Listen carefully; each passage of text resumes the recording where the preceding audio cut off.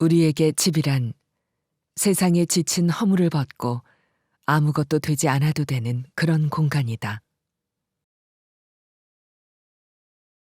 번민으로 비좁을 땐 빗장을 잠갔다가 다 비워내고 가벼우면 기꺼이 문을 여는 가볍고 자유로운 집. 언젠가는 더 크고 넉넉한 마음이 되는 낡은 절집 한 곳이 나의 집같이 놓여있는 바로 그런 곳. 완주 화암사가 그러하다.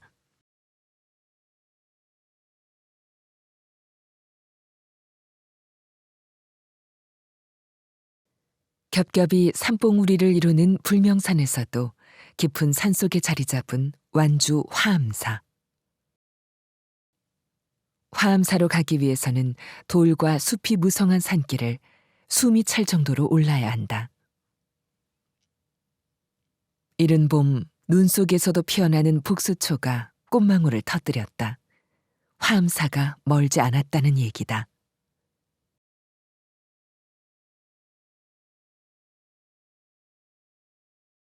산문도 없이 작은 다리 하나 건너면 드디어 시작되는 화암사 도량. 화암사 중창비에 의하면은 600년대에 활동하셨던 원효대사와 의상대사가 이곳에서 수도하셨다고 합니다. 그 흔적으로는 그 불명산이 지금 해발 480m 정도 되는데 동쪽에는 원효대가 있고 남쪽에는 의상암이 그 흔적으로 남아 있습니다. 그리고 성달생이라는 전라도 감찰사가 이곳에 사찰을 창건했다는 그런 기록도 있는데요. 신라 때부터 여기에 사찰이 있었던 자리다 이렇게 듣고 이곳에 화암사를 또 창건을 하게 되었다 이러한 기록이 있습니다.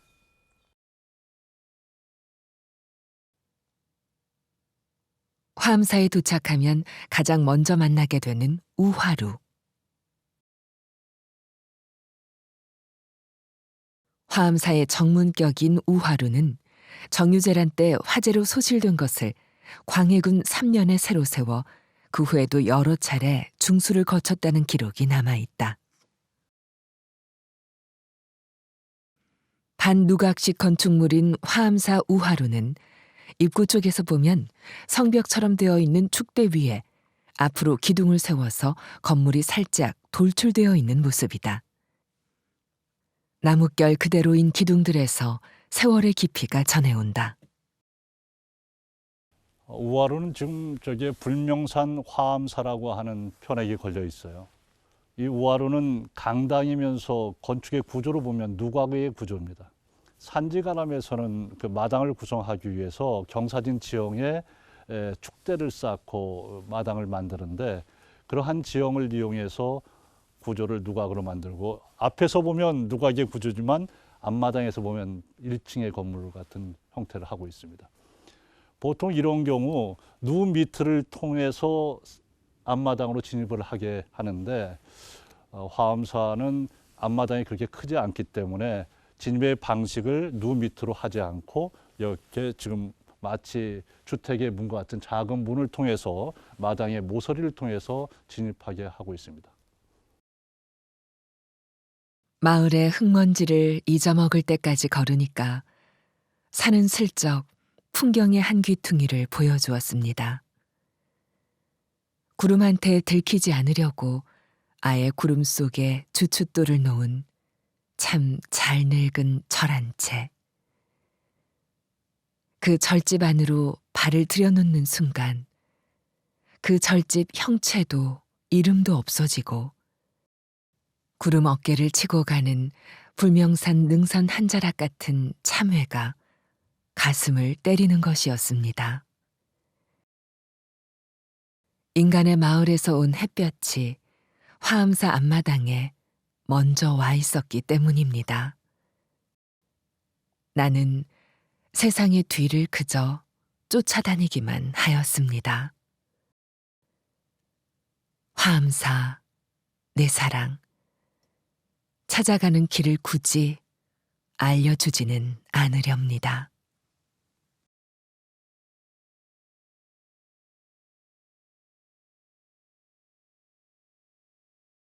어딘가에 이런 절집이 숨어 있었다는 사실만으로도 위로와 고마움을 느끼게 하는 완주 화암사.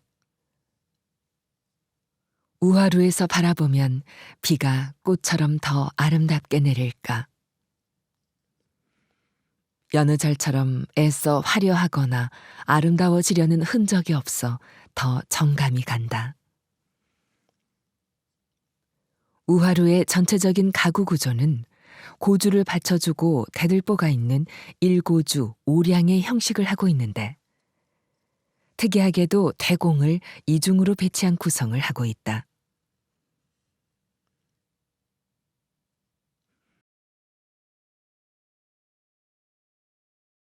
수수하지만 기품 있는 여염집의 주인처럼 곱게 늙어가고 있는 기둥들.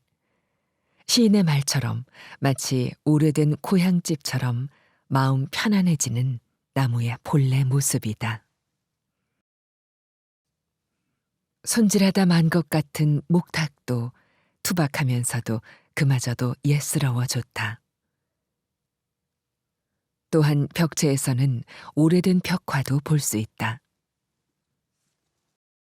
전면에서 보면 누각의 구조지만 이렇게 안쪽에서 우하루를 바라볼 때는 단층의 구조같이 보여집니다. 앞마당의 연장 공간같이 느껴집니다. 마루에서 이 마당을 쳐다보면 마당은 극락전과 정묵당, 불명당으로 둘러싸인 하나의 또 내부 공간같이 느껴집니다. 안에서 보면 외부 공간이고 마당에서 보면 내부 공간이고 내부 공간과 외부 공간을 연결시켜주는 이와 같은 공간이 한국 건축의 특징이고요. 이것이 서양 건축에서 분명하게 구분되는 내부 공간과 외부 공간의 단절, 이것이 근대 건축에 와서나 해결되는데 한국 건축에서는 이미 그와 같은 근대성을 갖고 있다고 볼 수 있습니다.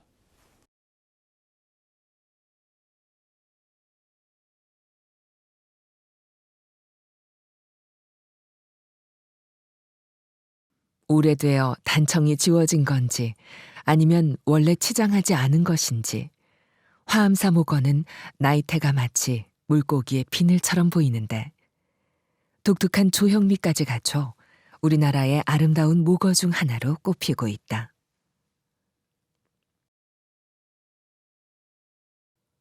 우하루 내부에는 화암사가 지나온 시간의 단편을 보여주는 편액이 하나 걸려 있는데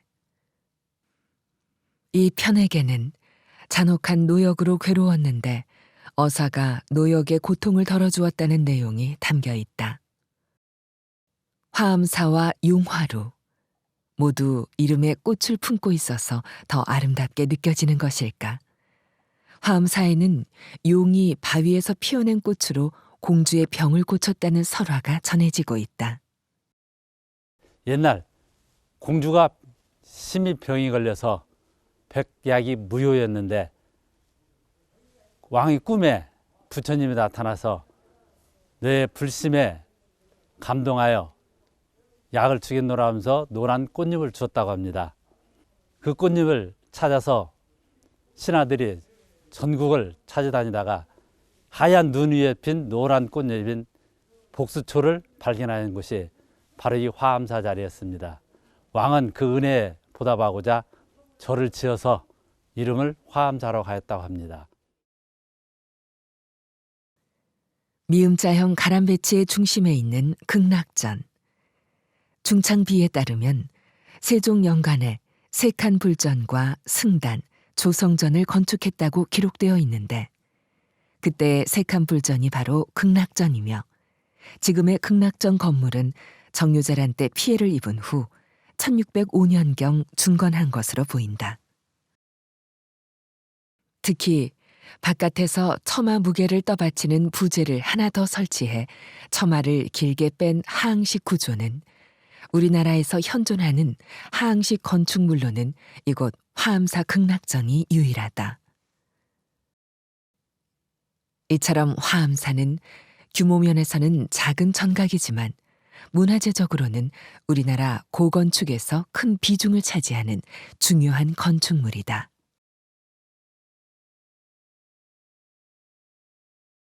하항식이라고 하는 것은 공포의 구조를 말합니다. 공포는 지붕의 하중을 받아서 기둥에 전달시켜주는 역할을 합니다.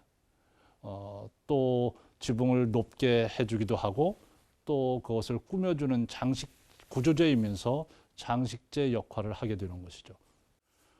하항은 지금 여기에서 보이는 것 같이 이 경사진 부재가 하항이라고 하는 부재입니다. 뒷부리는 보나 도리에서 잡아주고 앞에는 지금 그 처마를 힘을 받게 되는데 기둥을 중심으로 해서 뒷부리와 이 처마 부분이 균형을 잡혀주는 소위 말하는 지렛대와 같은 균형을 잡아주는 구조입니다. 그래서 일반적인 공포의 다포나 주심포보다 부재를 좀 더 적게 쓰면서 처마를 길게 뺄 수 있는 구조가 하항식 구조입니다. 여백처럼 담담하여서 오히려 더 보이지 않는 아름다움을 상상하게 만드는 화암사 극락전. 그래서 그 앞에 서면 마음이 편안하면서도 경건해진다.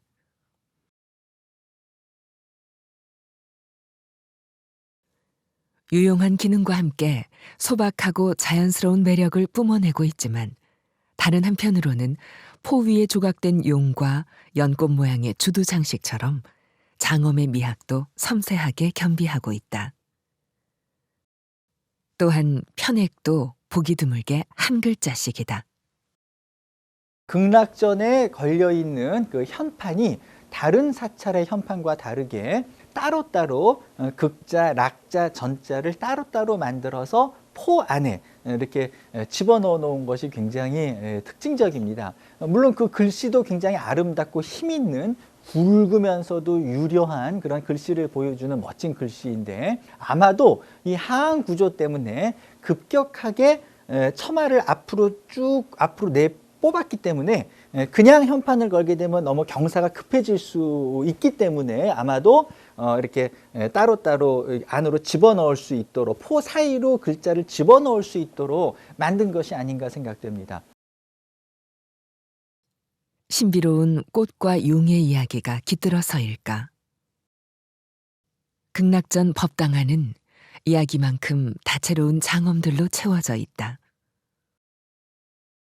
극락전이라는 이름과는 달리 관세음 보살상을 봉안하고 그 위에 닷집을 올렸는데 위용과 장식성을 두루 갖춘 수작으로 형태는 물론이고 용과 봉황, 연꽃, 비천, 오색구름 등의 소재 배합에서도 섬세함과 정교함의 공력이 역력하다. 또한 화암사에 담긴 용의 설화는 극락전 곳곳에서 독특하고 아름다운 용의 모습으로 화현해 있다. 눈빛이 생생하여 곧이라도 불을 뿜어낼 것 같은 생생한 용의 모습에서 옛날의 이야기가 살아 움직이는 현실감으로 다가온다. 그 위부에서의 장엄이 이제 내부까지 확산돼서 나타나는 현상인데 지금 여기에서도 보면 공포의 네 단이 다 하나로 연결돼서 이 층급 천장, 우물 천장 끝에까지 연결돼 가지고 천정과 공포가 일체감을 주어주고 또 특히 여기서 보는 것과 같이 닷집의 모습도 여기에 그 용과 비천상과 운악 뭐 이런 것들을 매달아서 부처님을 모시고 있는 불단을 화려하게 장엄하고 있는 것이 이 시대의 17세기에 나타난 현상이라고 볼 수 있습니다.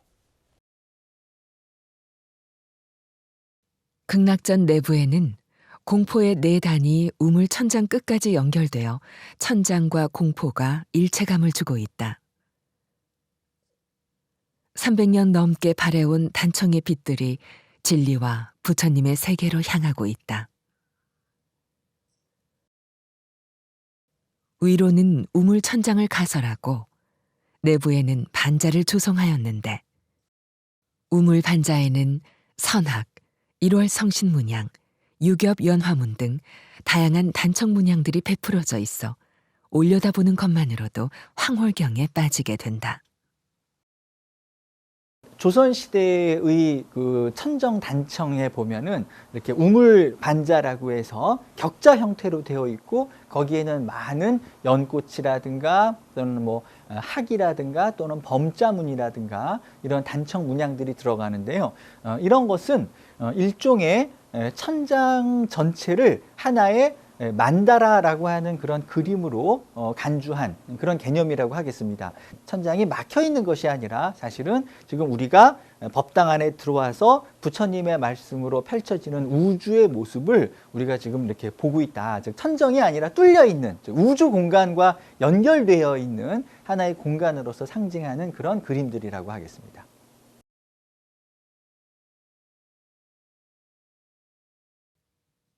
극락전 앞마당 서쪽 편에는 스님들의 선방인 정묵당이 있다.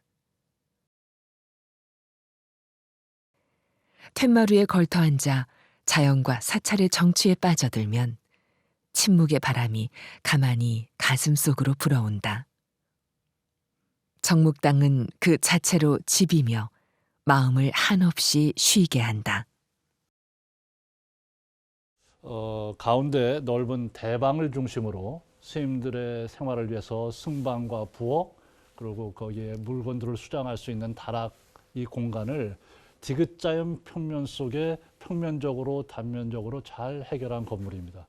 이 앞마당에 면하고 있는 이쪽의 정면은 이렇게 퇴칸을 둬서 출입을 편하게 했고 공포도 입공과 화반들을 꾸며서 정면성을 부여했습니다. 반면에 뒤쪽은 디귿자형으로 이게 좀 뒷마당을 감싸는 듯한 모습을 하고 있고요.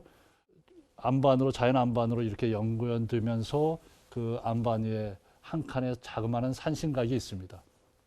그 옆에 장독대가 있고 그래서 산신각과 장독대 뒷마당이 하나의 공간이 이루어지고 그 뒤쪽으로 돌담이 둘러싸면서 자연과 건축, 신앙과 일상생활이 결합되는 그러한 모습을 볼 수 있는 아주 좋은 건축이라고 할 수 있습니다.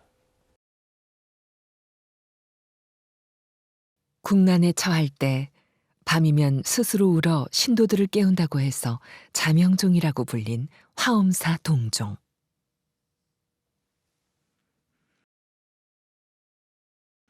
조선 광해군 때 제작된 것으로 추정되는 화엄사 동종은 조선시대에는 보기 어려운 용류나 음통과 같은 전통적인 모습이 그대로 남아있다.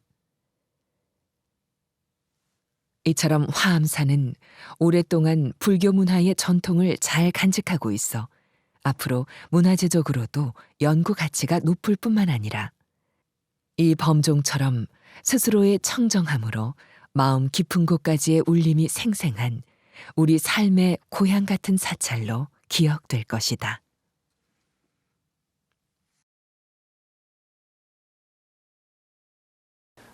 아미타 신앙, 그리고 법화 신앙, 그리고 화엄 신앙이 두루 갖춰져 있는 그런 사찰입니다.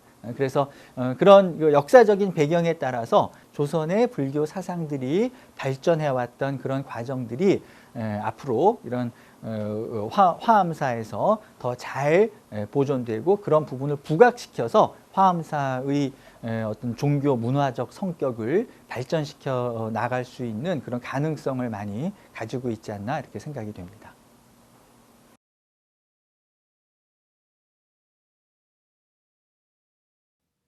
인생을 시간이 감해 한없이 저물어가는 서글픈 것이라고 생각하지만 실은 어디론가 다시 떠오르고 있는 미지의 과정이다.